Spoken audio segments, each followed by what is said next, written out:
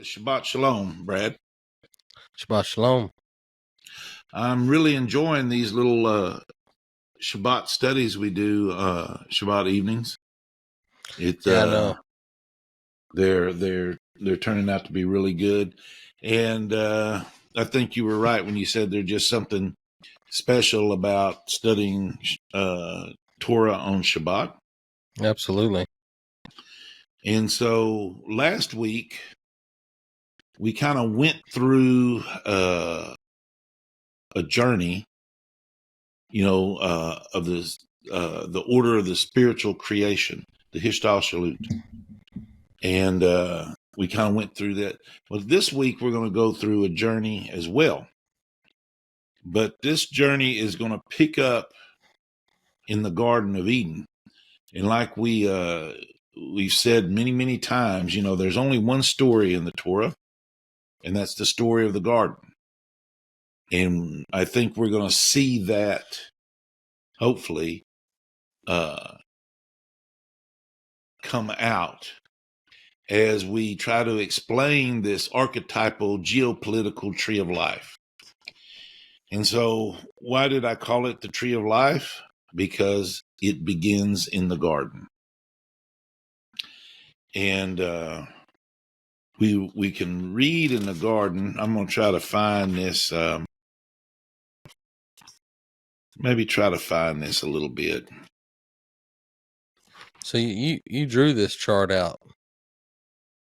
I didn't draw the map of the world. That I picked up from a website that was showing the different religions of the world, mapping out the different religions. And that's going to be important at some point. So if we look at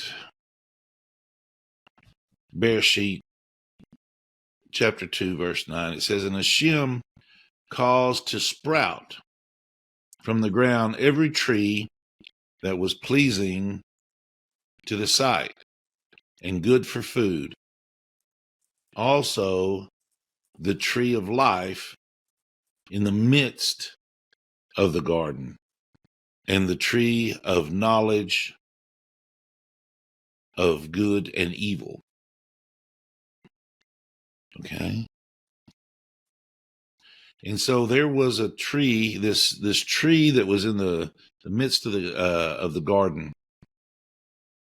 And so there's an idea that the sages taught on different levels. Okay. And so the Peshat, the simple meaning of the text, which is just what we read from this Art Scroll translation here,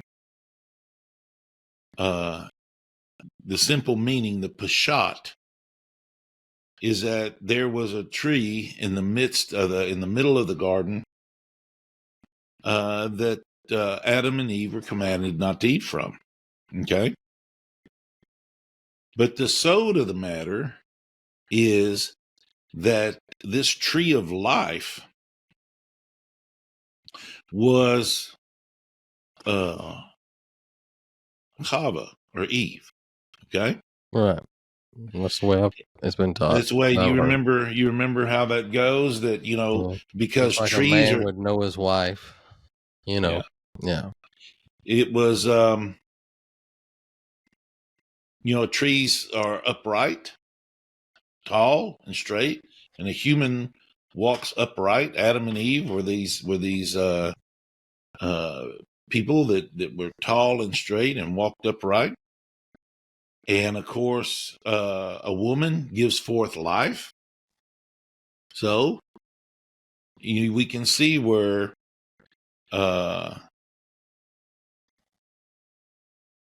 you can call the tree of life representing, in the middle of the garden, representing Chava. And so the idea right quick is that Adam and Eve were supposed to abstain from marital relations until Shabbat. Right. Okay. So while we're right there, let me ask this question, because it's one, I think I know it, but I'd rather hear from somebody else than think it in my head and thinking I'm right and understand this. How Mhm. did Eve eat from the tree first? If she is the tree, how did Hava eat from Well, the tree? it's metaphorical. And the metaphor is that eating is also because you take it in. Right. How did she take in Eating, herself? That's what I'm asking. well, but it's also taking in knowledge. Okay. Okay. Right. And it's also taking uh in sexual union. Okay. Right. And that's the way I So, understand it. Yeah. right. So what happened here is we've got three characters in the garden. We've got Adam, the Right. male, and we've got Chava, the And the female, Nakash, and we got the Nakash. the Now they serpent. said at one point, this Nakash was like was a helper, was Yeah. a Adam's helper helper. Yeah. for Adam's helper, right? And they even said that he was more like a camel, like whatever that means, some Right. kind of camel type of animal that maybe looked like a camel or something like that. And he was a helper, but he wasn't really suitable, I guess, for everything. So Adam Now, was put to sleep, and Eve was formed, and now you have Eve. And so they were in the Sod teachings. They were supposed to wait until Shabbat before they could have their marital union. right. So before this time, as Rabbi Bax taught it, he taught about Adam looking into the clippa and searching out holy sparks. Now, remember what we talked about last week was about the shattering of the vessels and how Mm-hmm. all of these holy sparks were trapped now in the clippa, right? Right. Right. The shell, this crust in This outer creation. covering. Yeah. Yeah, this outer edge. And so it had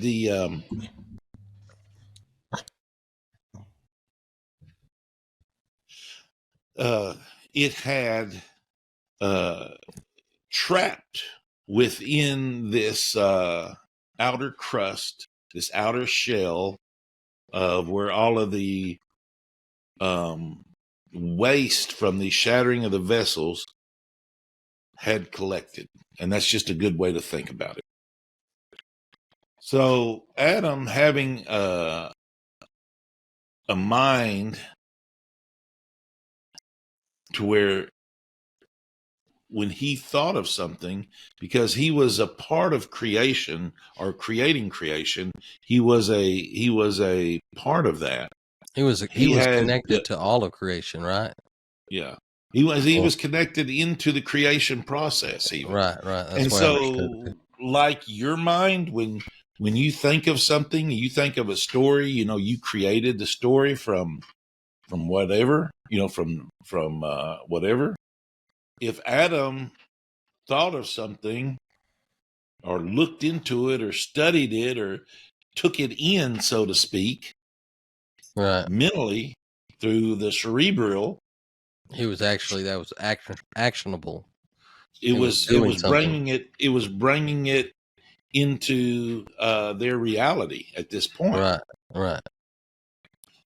And so he was looking into Primordial ooze is the way I've heard it. that was one of it. Yeah, Yeah. Bax would say something like that. Yeah. The nuclear fallout would be Yeah. another. And he looked into it and he would bring it out. And but what happened is, as Bax would say, he would say that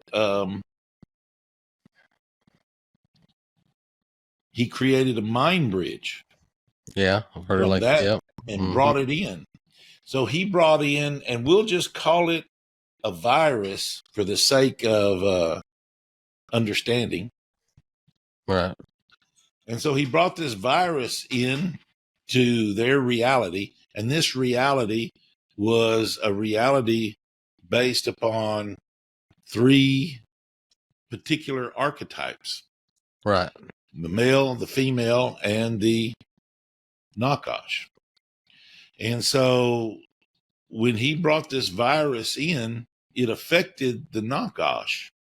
Yeah, that's why I've heard it explained that, like, the Nakash, you can think of it like Adam's spinal cord, and it affected his cerebral, his spinal cord, which was the Nakash, which is snake-like.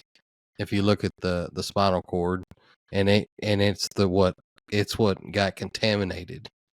It's the part that got contaminated with the virus. Right. But all at this point in time here, we're still kind of in a 4D world. Right. And right. so, That's what I'm saying. You what can is think of it like a spinal cord. That's what would you? a Yeah, and all serpent, a these, snake. all these are just words we Just use. and I think that terminology was used as because it's taught as the body of Adam. You know what I mean? Because everything was in the body of Adam, all of creation. And that's where the spinal cord came in, serpent-like body part. Right. And so, so the Nakash, this helpmate of Adam, became contaminated, and he went up to the Chava, Eve, and he seduced her at this tree into eating the fruit. And we know the pashat of the story, the simple meaning of the story. And what we do is, so we know the simple pashat of the story, and where he talks her into eating from the fruit of the tree. Yeah, and that's what yeah. What this actually is no matter what it looks like or what we think about it, it is some type of union, okay, that they had. And out of this union, you're talking about union between the Nakash and Hava. Correct. Right. Because he seduced her into right. Okay, that's eating. what I was thinking in my head, but I don't know if I've ever asked that question. I just assume, and I know it's not, sometimes not so healthy to assume. I'd rather hear it, from somebody else. Yeah. Yeah. So he seduced her. He seduced her into eating. Well, what is eating? Eating is taking in, knowing. Yeah. Yeah. Or knowledge, on the culinary level, but it's also knowing on the cerebral level, and it's also physical union on the carnal level. Right, the 3 C's. So that's your 3 C's. And so it's all taking in, because why? They're in 4D. Right, absolutely. Yeah. So it's and so it's all taking in. So they had this union, and Hava became contaminated from the Nakash, who was contaminated from the virus that Adam brought in from looking into the klippa, into the primordial ooze, into the nuclear fallout of the shattering of the vessels. So with that being said, not to get too far off basis, but while we're right here at this point, so who is Adam still considered the father of Cain and Abel, even though the Nakash was with Eve first? Because they had Seth, you know what I mean? And then Seth became the lineage coming out, so what does that say about Cain and Abel? Well, or is that something that's taught, or that's what I'm asking. Yeah, because they had some type, the Nakash had a union with Hava doesn't mean that he impregnated her. Right. So the children of Cain and Abel were a product of Adam being the father, but they were from a contaminated source. There was a contamination in the world. Okay. It's like the first STD. Yeah. So we've got Adam, we've got Chava, we've got the Nakash who seduced Eve, Chava, and he was cursed. Okay. This is the story Right. that's going on in the garden. And then, as you're talking about, alluding to, it comes out and it evolves from those three archetypes right there is we come out to having three sons. Okay, basically. And we have Cain and Abel in the beginning. And they were born out of this contaminated source. Mm-hmm. And they were, as Rabbi Baxt would say, they were hybrids. They weren't just. That's why I've heard it explained. That's why I was asking, since they were hybrids, were they actually considered more towards the Nakash or more towards Adam? Nakash wasn't a bad guy. Nakash has Right. the Right. gematria at 358. Yeah, The which is Mashiach has Mashiach. the gematria at 358. Okay. Right. The Nakash was just something that was contaminated. Yeah, see, that's what I text Mike the other night, and I asked him a question because I was thinking about it. I'm not going to get into what the question was about, but what I was asking him was that when did the Nakash become unholy, and can the Nakash both be considered holy and holy? I mean, holy and unholy. And he said, and, of course, he said, well, the backside is, of course, the Nakash, and then like you said, 358, and then the Mashiach's 358. So, and he was saying that it was the rebellion of Raziel and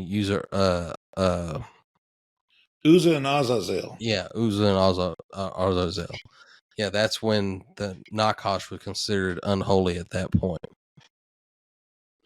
Yeah, that and that's and that's when this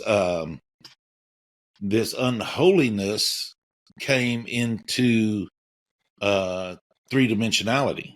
Right. Okay, the flatland to flatland to physicality. Mm-hmm. So we've got these two guys, and they have this contamination from the Nakash, from the Klippa that they're dealing with, and of course the thing that just trips up everybody, and we can just go ahead and clarify this for those right now, is who did Cain and Abel marry? And it seems to be something that it just dumbfounds people, and they can't figure out. Well, there's two. Who did they marry? They married their sisters. Yeah, and if I remember Because right, the story goes in the oral Torah is that Abel had twin wives, and Cain had just one wife, right, and a lot of the jealousy started from that. right, because that's the The root of the envy. problem. Right. On that level, that was the root of the animosity. Okay, Right. That's where it started at. Yeah. so that's where it started at. But the problem is why there was animosity over something like that was because they were contaminated, and they weren't just right. They didn't have, and we'll just say they didn't have a sophisticated intellect to not be so self-centeredness to where they could not get over something like that. You see what I mean? Yeah, and I think too something important for everybody to understand is that Adam spent 130 years after the garden doing the Shuva, 130 years in the river before Seth. Is that Right. correct? Right. Yeah. So that's That's why Seth was an elevated soul, or I wouldn't say elevated, but not considered like a hybrid let's just call them type of more being. sophisticated. More sophisticated, right? But so we're looking at these archetypes. So Cain and Abel, they had wives, they're sisters. And the reason they didn't mention their sisters is because it wasn't pertinent to mention them. You know, they could Right. have had, who knows? They could have had 10 sisters. There's no source for this, but That's there could have been 10 women married before, but it was the yeah. firstborn sons that they were talking about. Right. And why that concept eludes people so much, I don't understand it. I mean, if you, well, the reason I say that is because if you believe the Torah, if you believe in the Bible and the Scripture, that we're all coming from one soul, one part of one soul, which is Adam. Then it's needless to say that, of course, the only way to have to marry is that it would have been sisters. You know what I mean? And I don't know why that's Yeah, surprising. they married a woman. Why, Yeah, why wouldn't it be their sisters? but and that's Because it doesn't say it in the Peshat, that's right.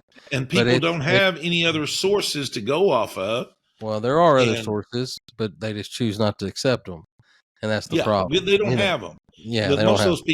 Most of those people don't have them. Well, they don't They have don't them. know what they are. Yeah, They wouldn't know how to go about finding them, and they true. couldn't find one that was kosher anyway. So they Yeah. run into this. So they run into this problem, and this kind of what we're doing here is kind of bringing these ideas up. Because I had a guy ask me the other day. I mean, the same thing we're talking about right here. I was reading Bar Sadok's book, The Greatest Story Never Told, or is that what it's called? Never Told or Ever Told? Yeah. Never Told. I don't even know where the book is, but anyways, I was reading it at a deal for my kids, and somebody was sitting next to me, and they said, "Well, what are you reading?" And I said, "Oh, it's a book by Rabbi Bar Sadok.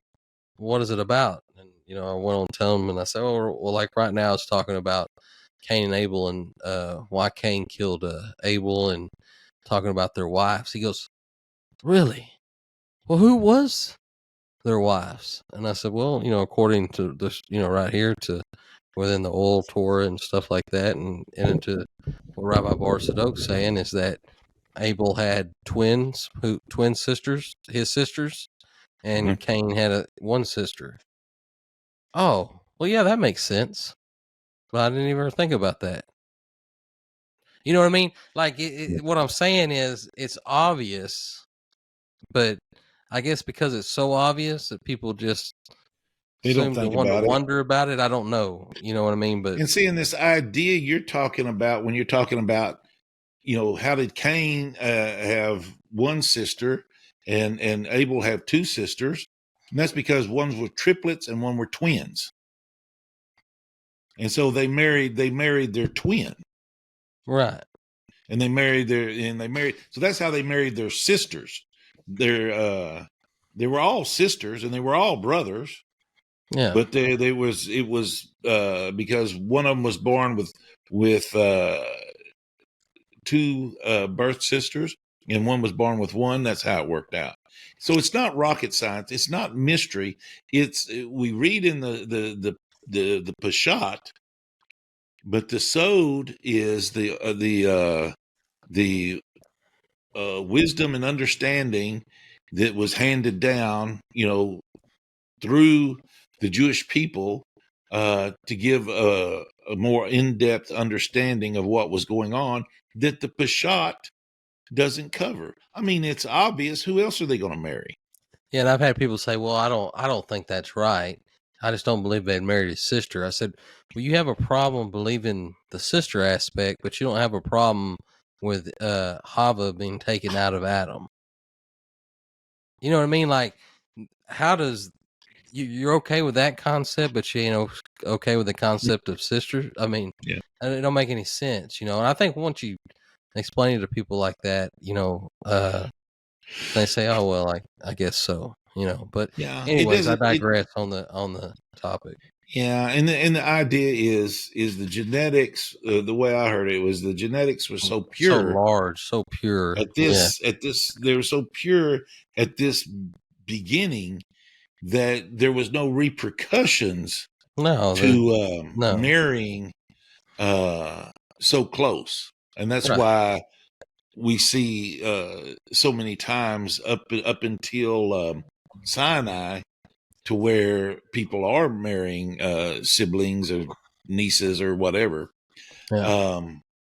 Then once Sinai came into effect, the commands came in not to do that, and that was no longer done. And now the genetics are so bifurcated out because so many people and so much going on that interbreeding is dangerous, Yeah. genetically. But Yeah. that's because so many people have been born. You're getting close to the end of the geno pool. You know what I mean? Yeah, You yeah. know what I mean? You stretched it out. You You stretched stretch it out this as out. long as you can stretch it out. So Right. I mean, it's best not 8 to. billion times. So yeah, Yeah, well, 8 billion times just on Earth. But think of all the lives that's ever lived. Who would know what that number is? oh, well, I've never thought about that like that. I've never thought of that about how many Yeah. lives have lived. That's pretty interesting. So it's Yeah. it's so we try to keep the gene pool as uh not so tight, because of the problems that it causes. Absolutely. Um, But so getting here back we go. to the story, the Okay, archetypal back story. to the story. So we've got these particular archetypes. So we had Adam, Hava, and the Nakash, and then they had three sons, or the Adam and Hava had three sons, and these three sons, Cain and Abel and Seth. Now, like you were saying, after Cain and Abel were born, they realized, Adam realized, I guess, that something's going on, something is wrong here. And so he went, as the story goes, he went into the river and stayed in the river 130 years. Well, we know that from the simple pashat of the text that Adam, and it was 130 years from Abel to Seth. So during this time, Hava and Adam wasn't together. They were separated, and Adam was doing like a mikveh, a purification for 130 years, getting rid of the contamination. Right. Right. And so now, when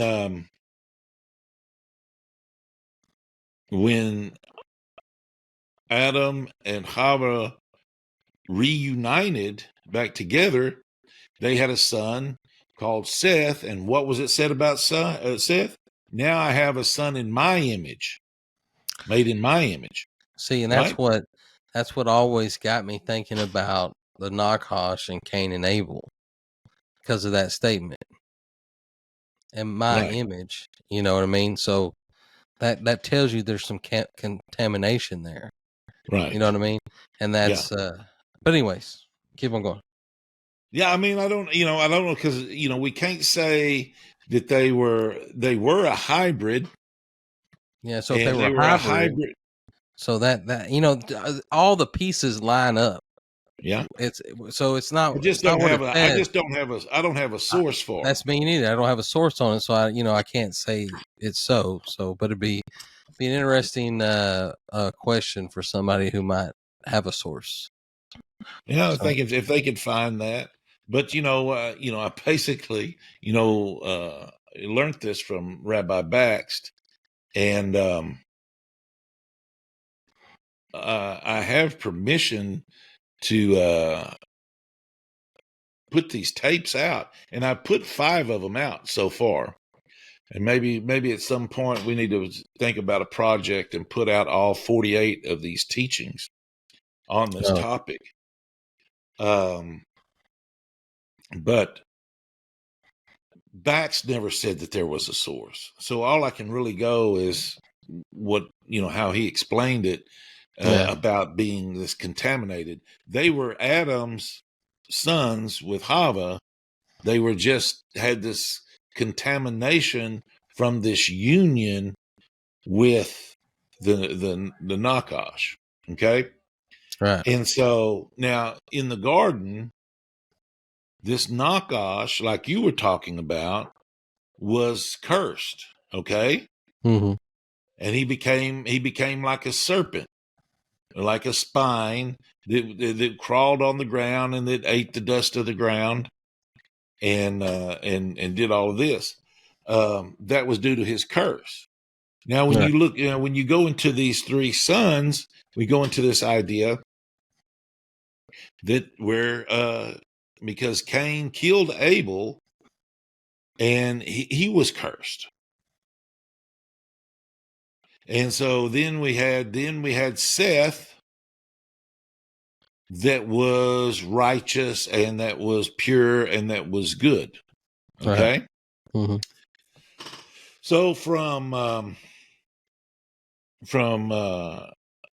Cain was banished off to the east, I believe. And he had sons and daughters. Mm-hmm. And Seth married, most likely a sister. And he had sons and daughters. And so most likely, I don't see that there was another. Well, that was a little sarcasm from people that wouldn't know who Seth married. Right. Okay, just making sure. As a okay, I got you from and right so here. now the population starts to increase upon in the world. Yeah. Okay. And so we get into the whole story, like Mike was talking about, with Uzzah and Azazel coming into the world as man became to increase. And they started having, what did they start doing? They started having union relations with human women with the population. Again, what were they doing? Contaminating it. What was the problem with the contamination or the effect of the contamination? Obviously, like with Cain and Abel, that caused them to fight over things and kill one another and have these hybrid Nephilian type of beings, pervert the world with evil. So did this union with these Uzzah and Azazel, these angels, and Uzzah and Azazel were 2 angels that questioned God about creating man. And so they, and they said, "Oh, man, why are you making man for?" Because what he do is he made God gave man these attributes, of free choice, and made them powerful, and they go. Uzzah and Azazel was complaining to God about, look, they're just going to mess up everything. Why did you create them? Why did you do this? Da da da da da. And so, like I said, when you go up and you question God, God said, well, you go down there and you live amongst them and see what they're going to do. But when they got down here, what did they do? They co-inhabited. They made the union the same way that the Nakash did. They were this infected type of deal. And this is your Nephilim, right? Yeah, this is what was talking about that, and created all of these giants and these Nephilim and all of this stuff that's in the world that created a world that was evil. Okay. But not as evil as today. Yeah. There is where we could go into the Talmud and see what they were doing in the days of Noah They weren't versus what we're allowing doing today. marriage between the same sex.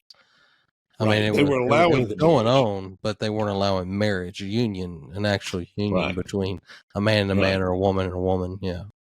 Or like they were cannibals, but they at least wouldn't sell it in the market.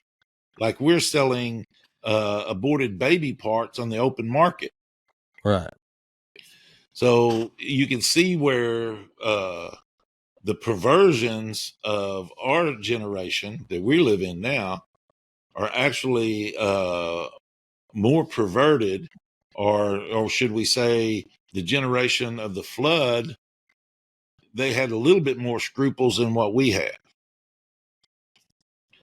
And so this evil is in the world.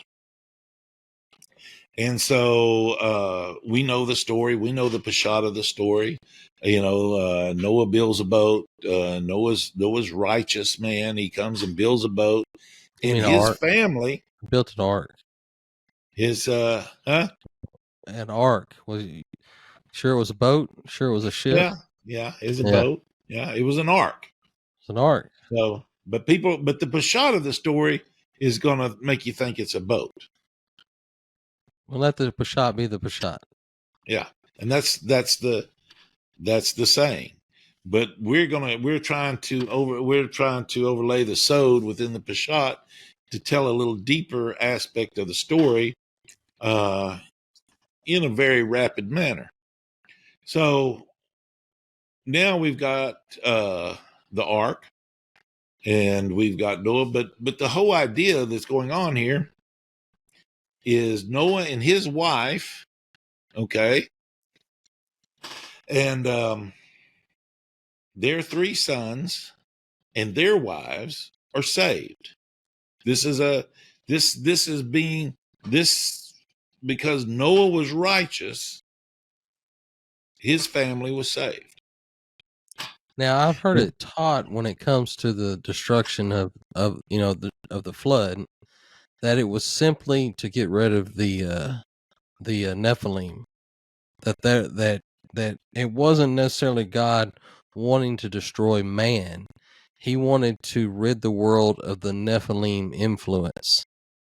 That it was a lot of the problems. That's one aspect. Now I understand there's a lot more No, to I it than mean, that. well, you could say it like that, or you could say he wanted to get rid of the contamination, Right, from like Adam did in the 130 years in the river, right? God's wanting to get rid of the contamination from this union between the spiritual dynamic and this physical dynamic.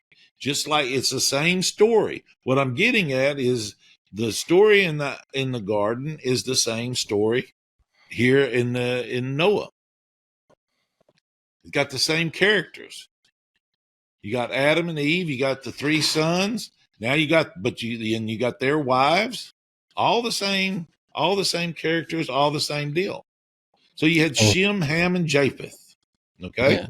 And Ham, I guess, would be the Cain of the story.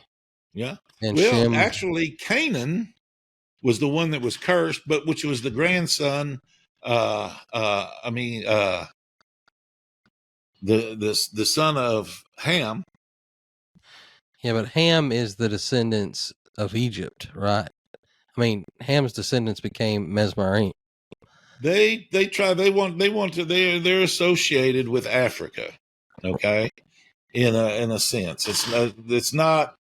it shouldn't necessarily be associated with. Well, it says it though, it says it in. This is something. Okay, I know where it is. It's in Psalms, And Rebbe Nachman says that it was. Hang on a second. I mean, we got time. We can always edit this. Yeah. So let's make sure this is right. This comes out of the book Rebbe Nachman's Foundation about the remedy, the 10 Psalms. Right. And okay, so Egyptians are Hamites, okay? We're back now at talking about Noah, who is the righteous man, who married his wife Naamah, and who was she? She was a descendant. She was a descendant of Cain. Okay. So Cain, that aspect, that dynamic came across what I come across the flood, where everything was destroyed and the certain things come across. Mm-hmm. Okay. They came across into this next recreation is what the whole flood is. It's a recreation. So the dynamic of Cain was here through Naamah, Noah's wife. And then they had 3 sons. And their 3 sons, Ham, Japheth, and Shem, or Shem, Ham, and Japheth. These 3 sons are again these archetypes within the world. Archetypes compared to Cain, Abel, and Seth. Yes. Right. And then Noah and his wife compared to Hava and Adam. So we're seeing a retelling of the story. We see the curse. We see what happens now after the flood.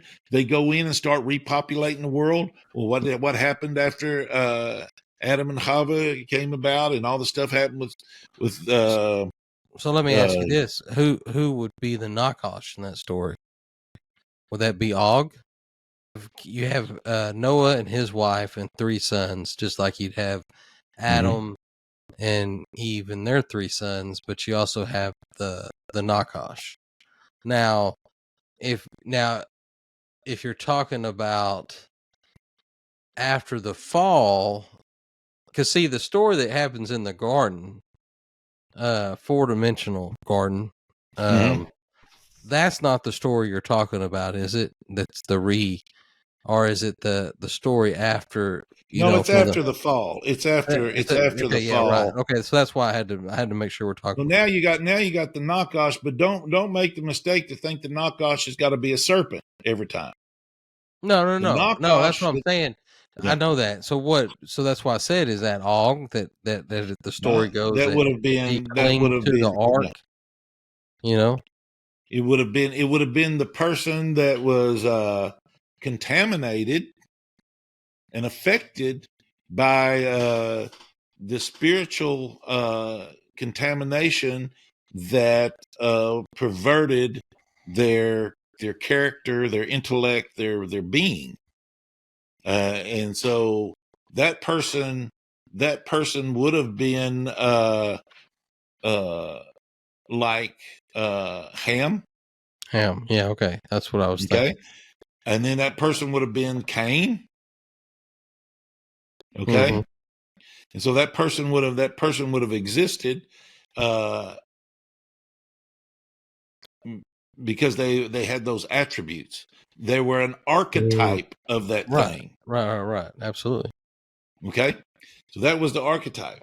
So what we're trying to lay out here and draw out is the similarities from the garden through Cain, Abel, Seth, to Noah, Naamah, Shem, Ham, and Japheth. Okay.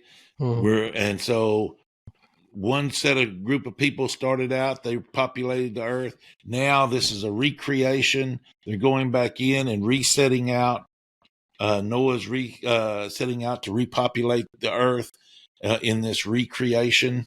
So you got some different dynamics going on here than they had, but it's still the same thing reiterating itself. But with each one of these reiterations, there is tikkun happening, there is advancement happening, and there's even more than that. There's bifurcation happening. More people are getting involved. More things are happening. But the basic root of the story doesn't change, and the archetypes, even though they may evolve, they don't really change. They're still around. Same Okay? story. Same Different story. characters. Yeah. So this is all, and this is just all foreground to where we're going. Right. So then so now the world, now in the recreation of, we'll just call it Noah's recreation, they start to populate the world, and emerges Nimrod. And Nimrod now introduces this idea. And this idea that he introduced to the world was the idea of government and religion. Religion and how, itself. Yeah. right, and how they work together. You can have a government, but you got to have a religious belief system to reinforce the government, and he built that. So he was building. So what Nimrod figured out he was going to do. Is this the mystery religion of Nimrod? Oh yes, that's the religion that he had.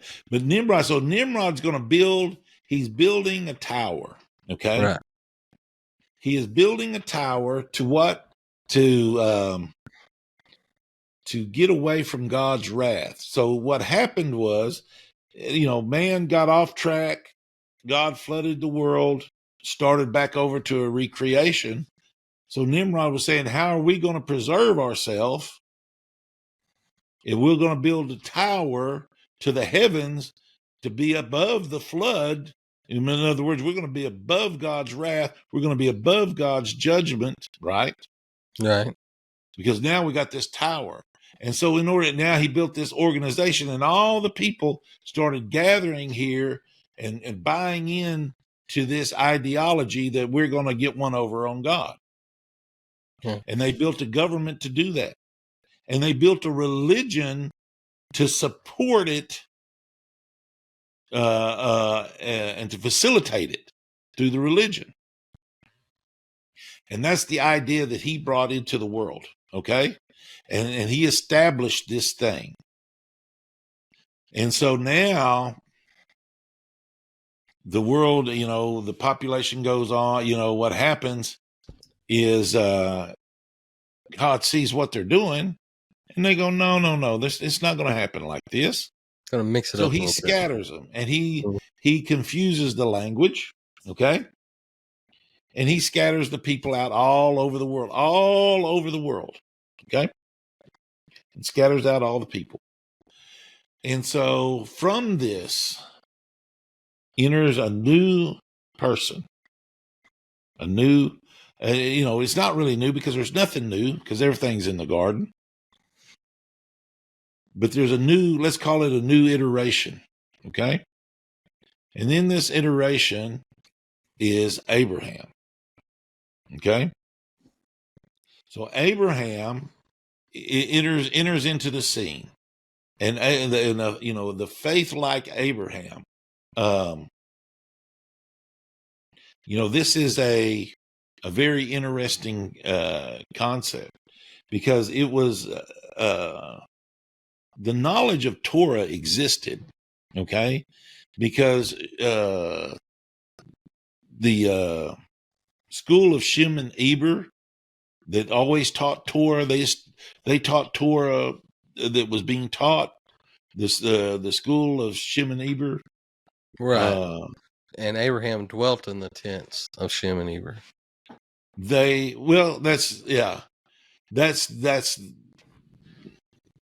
He studied with them is what that's what I meant. That's what I mean. Yeah. He studied with them, and so he didn't study with them at first.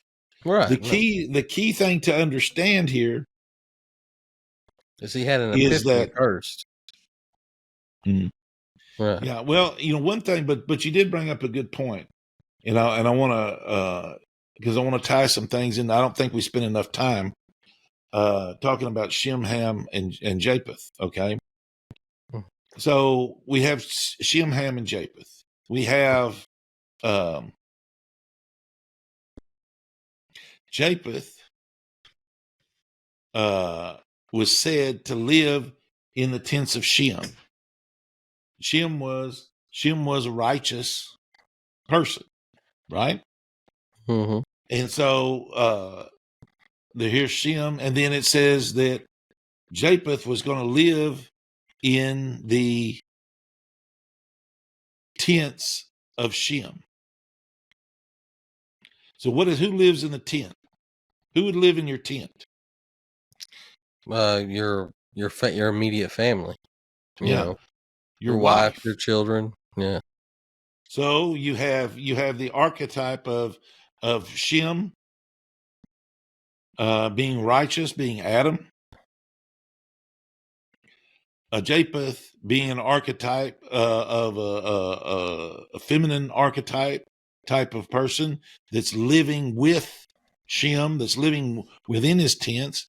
And then you have Ham that was cursed. And so what do you have here? Shem, Ham, and Japheth. You have Adam, Hava, Nakash, Shem, Ham, and Japheth. The story is reiterating itself and coming back by seeing these dynamics of these archetypes being regenerated. Okay. Well, you have then we go in 3 brothers.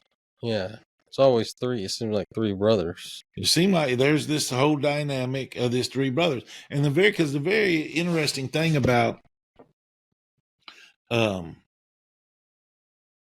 Cain was, Cain asked a very interesting question: "Am I my brother's keeper?" And that is a very, very profound question that is carried out through the Torah here. Am I my brother's keeper?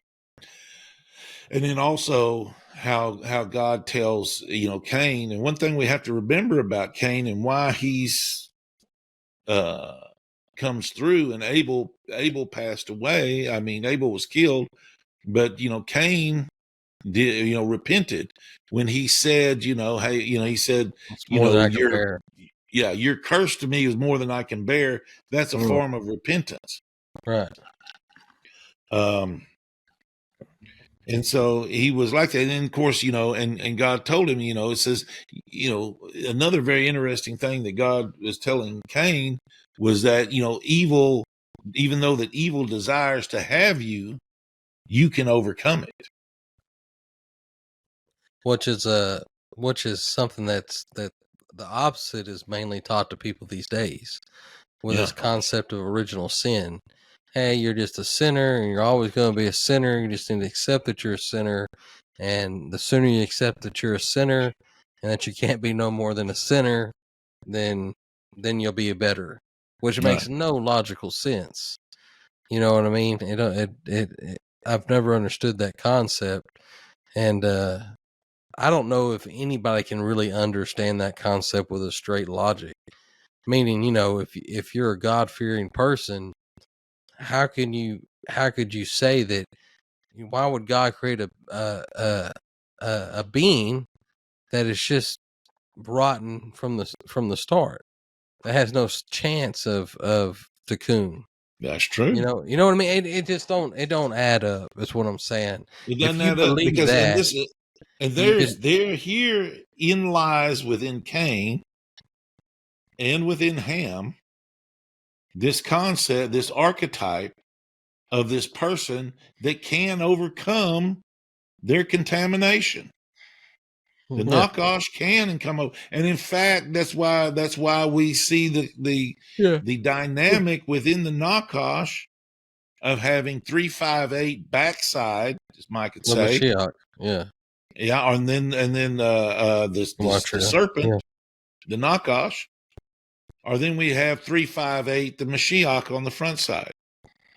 It has the ability and the capability to overcome and to become holy. And that is And that archetype. I don't think enough times really, um, you know, spent on this topic right here. This topic of repentance and doing teshuva and making tikkun, returning. And because what you're doing is if because I've heard this, and this is because since we're on this with this with Nimrod and these other religions, or the original religion, which is government religion, which is Well, they're all the same religion. they're all the same religion, is what I'm It's saying. I mean, it's an all you got to archetypal do is, religion. if you don't think that's going on today, then you must not know that the city of Vatican, which has its own army, which is its own country, it's a religion and a government, and it's ran like a government. It has a hierarchy and everything else. So, I mean, you don't have to look very far today to see Yeah. Nimrod's mystery religion at work. Now, if that bothers you, it bothers you, but you can't dispute a fact. You know what I mean? Because I've heard this saying, "Oh, I know that I know." Well, I do know that what the Vatican is and how it operates like a government, and it is a government, not like a government. It is a government. It's its own city. It has its own army.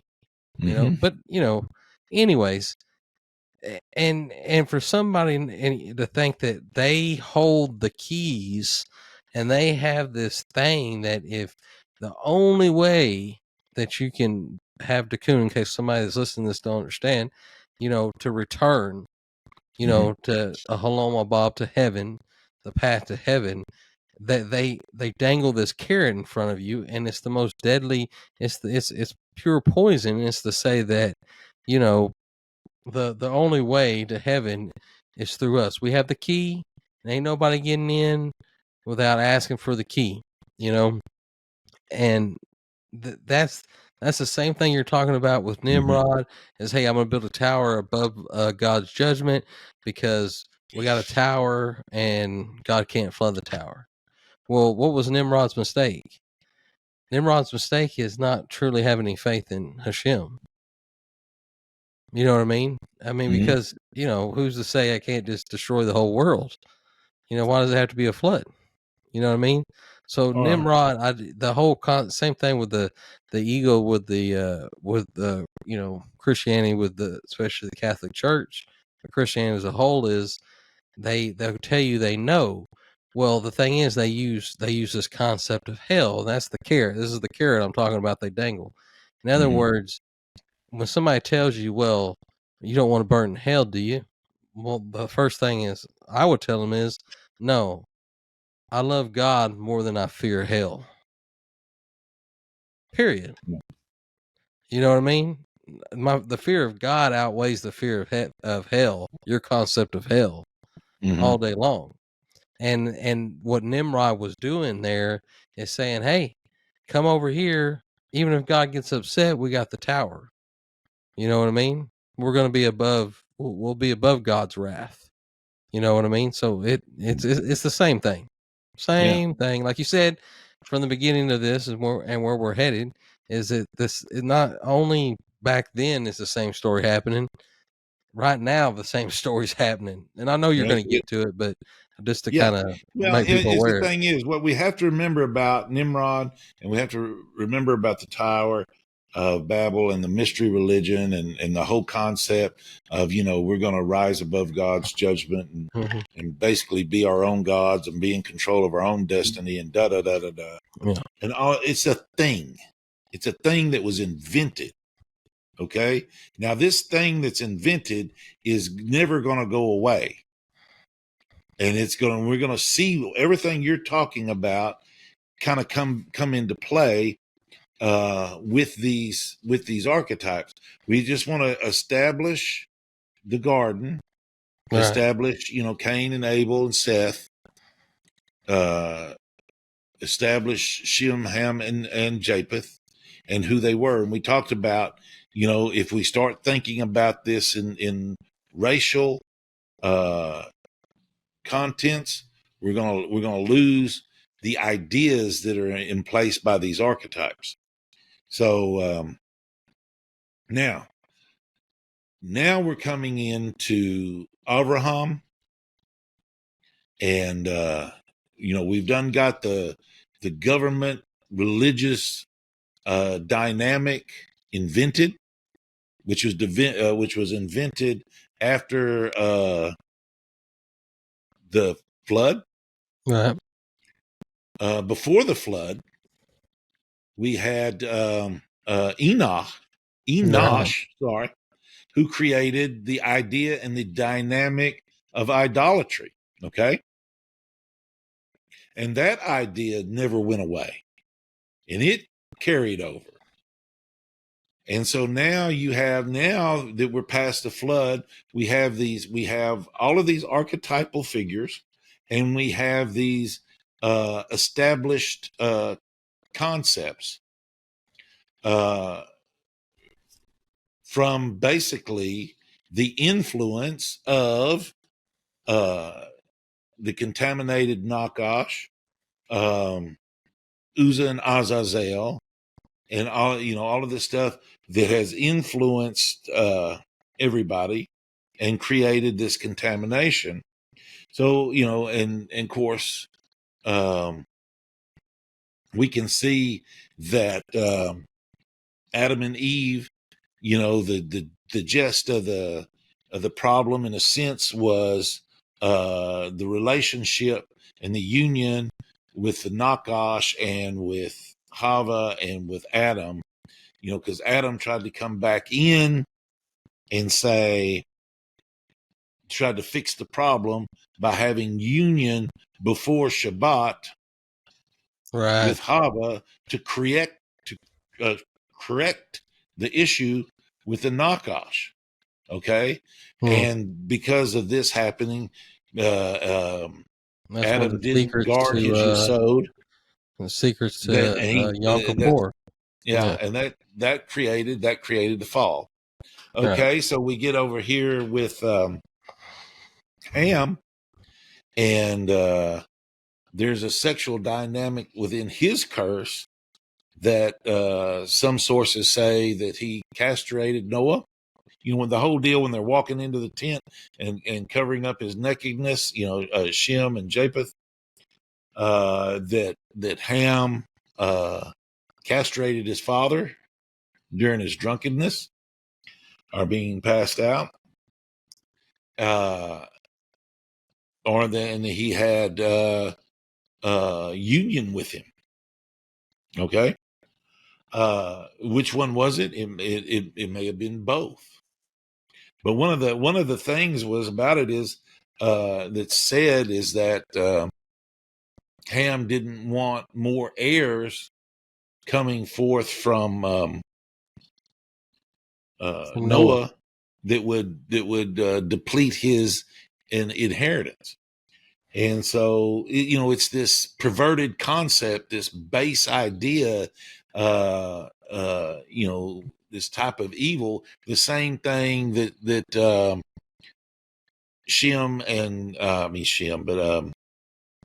Cain and Abel were doing when they were basically fighting over women for that sexual dynamic involved there to this sexual dynamic involved here. The more you study it and you look at it, you understand the sod, the deeper meanings, and the pashat, the simple meanings, straight from the text. The more you understand these stories, you can see how everything is overlapping everything. And of course, we have these dynamics of idolatry, this dynamic now of an idolatrous concept of creating something other than God, to where you can be bigger than God yourself, and having a government to enforce it and a religion to control it. So, just like you have the different holy patriarchic archetypes that bring certain, like Abraham, would be, the faith, is contributed to Abraham, which is Hesed. You know what I mean? Loving kindness too. But also, you can look at the different where all the different perversions came out into creation through these different archetypes in creation. Idolatry, sexual immorality, murder, adultery. These all have archetypes too. And I think it's because everything has a back. Everything that has a front has a back. You know what I mean? Just like we're talking about, and I think what you're talking about here, this archetypal geopolitical tree of life, is people always want to look at it and say, well, this has always existed. Sexual immorality has always existed. Murders always existed. Adulteries always existed. No, not always. It came into existence just like existence came into existence. But they're just like any other foundations came into existence through Abraham, through the descendants of Abraham. They all have their source too. You know what I mean? Because once God, once God created this world, and one of the interesting stories that I always try to point to is that, it was kind of, he created for man's pleasure, for man, to bestow good onto mankind.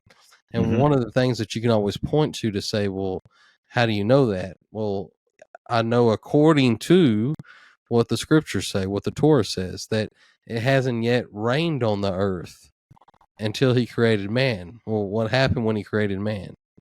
He prayed for rain and it rained. You know what I mean? And we all know the story. But so same thing with these different perversions that came into creation. They came in through this contamination. That's the source. You know what I mean? When Adam was trying to go in, and like you said, he built this mind bridge. I like that terminology. And then whether the primordial ooze, I guess because I'm a 90s kid, that I like that term. But fallout, most of the older generations like the nuclear fallout terminology, which is fine. But that's that's the virus that leaked over. And how did the contamination go down? I think it's a very interesting concept to talk about, is to follow both tracks, is what I'm saying. You have this holiness here, and right here, in this line, this parallel line, you have the perversions and the archetypes for these things, and you can see them play out. And like you said, it's the same story going down, and it's going to be interesting as you're telling this, as we go further and further down, that people can see this, because I don't think a lot of people think about it. But one thing to understand when you're trying to follow each one of these iterations is, like I said, there's bifurcation to it. It's splitting up, it's dividing, it's becoming bigger, it's becoming more complex, and there's more dynamics involved in it. So in each iteration, you got to start plugging in those dynamics and plugging, and using them, and using that knowledge and that wisdom from them. It's kind of like you were talking about. You made mention earlier. Ham was associated with the geographical area of Africa. Well, Japheth is associated with the geographical area of the north, and the east. But then, and Shem is associated with the Middle Eastern area in that geographical area. So they all had geographical areas that that their archetype was dominant over. Okay. Right. And so if we want to get into a spiritual dynamic of these, each geographical areas in the world has angels that are operating and controlling and managing those areas. Okay. Yeah, like Michael, he is over Israel, Mm-hmm. and you go So over that on would be, from what that. would that be? That would be Shem. That would be Seth. That would be, we can plug in the archetypes Right. to what it is and see that Michael is this angelic Ministering angel, archangel that's over that domain that has these archetypes within it right? now, or has this particular archetype in it. And I was talking about Abraham, the uniqueness of his faith, a faith like Abraham. And Abraham didn't have the knowledge of God. His father, Terah, was an idolater. Yeah, yep. Brought over from Enosh, that idea from Enosh, and all how it developed. So he didn't have knowledge of God per se, like Shem and Eber. Eber was Shem's grandson. They did, because they got that knowledge from Noah, and so they're over in the Middle East, in Israel at this time. Spot, actually, there's a cave in Spot where it's said that Shem and Eber taught the Torah. Shem being Melchizedek, the king. So we need to, if we're going to start introducing Abraham, now we're going to introduce this idea of Melchizedek, the king of righteousness, which is Shem. Okay, so Shem existed, and he was the king of righteousness because he had the Torah, and he that he got from Noah, that they got from Adam, that Adam got from God. It's the whole lineage of wisdom and understanding of the Word of God. But Abraham didn't know him. He wasn't connected to him. They're over in Ur of Chaldees, and then they moved to Haran. They're not in the neighborhood. Right. So the uniqueness about Abraham was he came to the wisdom and understanding of the unique oneness of God on his own. Okay? He knew of the unique oneness of God on his own, the same way that Adam understood, and that archetype of Adam understood it in the garden, because he understood the unique oneness of God. And then, of course, you have Sarah, which is Chava, and then you have Lot, the nephew, which Who is is the knockoff? Nakash. Right. Okay.